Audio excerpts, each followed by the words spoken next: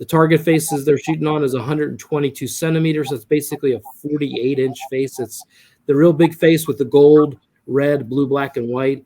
So that gold is about that big. It's about 9 inches. 10 ring in the middle of it is about the size of a softball. So it's about a 4.5-inch 10 ring. And most of them are trying to hit the 10 ring more than half the time to try and really compete at the high level. And they've got wind, so they're aiming off for the wind and drifting arrows in. They might get, a few inches of drift or 5 or 6 inches of drift, or if it's blowing hard, it could be 10, 12, 14, 16 inches of drift.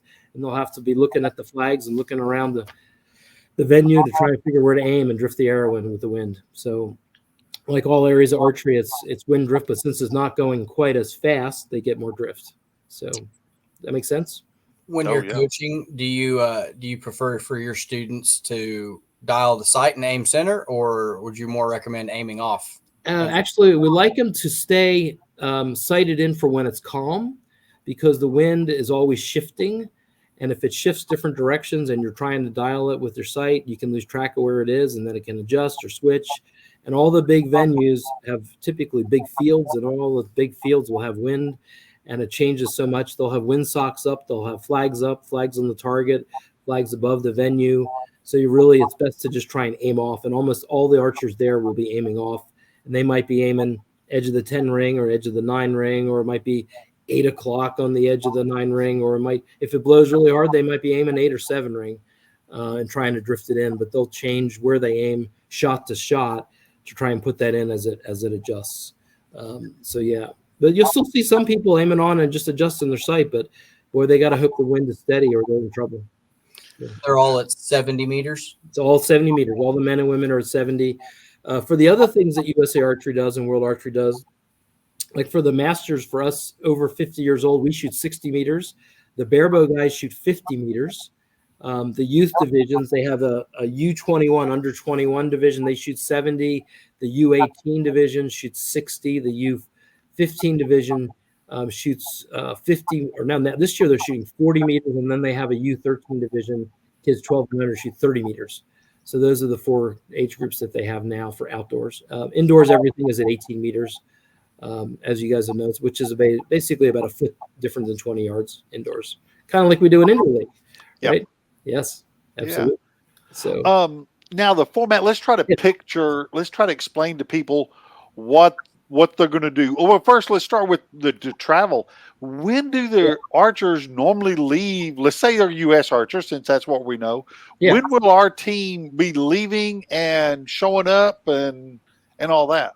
So it depends by the sport when their event in the Olympics is going to happen. So you'll have an opening ceremonies and a closing ceremonies, and most of the athletes will get to go to one or the other, but most of them cannot stay the whole time. So for archery starts right at the beginning. So the first archery event is going to happen on July 25th. An opening ceremony, I got this all written down for you guys. Opening ceremonies is on Friday, July 26th. So the ranking event is the day before opening ceremonies. Then the next part of it will be 2 days later. So most of them will not go through opening ceremonies, because when you do an opening ceremonies, they'll be on their feet for 2, 3, 4 hours. Their feet will be sore for a couple days. So if they compete anywhere around there, the athletes typically won't do the opening ceremonies, and they'll hopefully try and hang out and be able to go to the closing ceremonies. If their events are in the middle, because the Olympics is typically like 3 weeks long, so they'll try and be able to go to one or the other. So most of the archers will come in, I'm guessing 3-4 days before their event starts. And they want to be there for travel and for everything else. So they, if the equipment's not there the first day, they can get it there. Always want to do that. They'll have a couple days to warm up, and then they'll be able to start shooting. But they'll be there a little bit earlier on a typical venue like that. They typically always come in the day before the practice day, but for something like this, they'll be in a little bit earlier than that. Let's say if they held the Olympics in Colorado, the altitude difference or something like that, would our team try to send someone or have a person that can go out there and say, look, expect a drop of this due to the altitude, due to this? Or would they try to make let's say a place themselves to maybe go over there for a trip the month before or something? Yeah.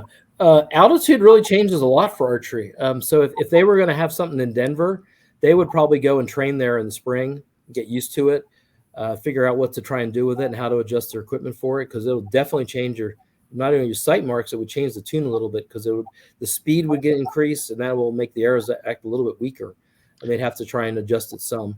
But for most venues, you don't change it. But for something at a high level, super altitude like that, you probably would. Yeah. Okay.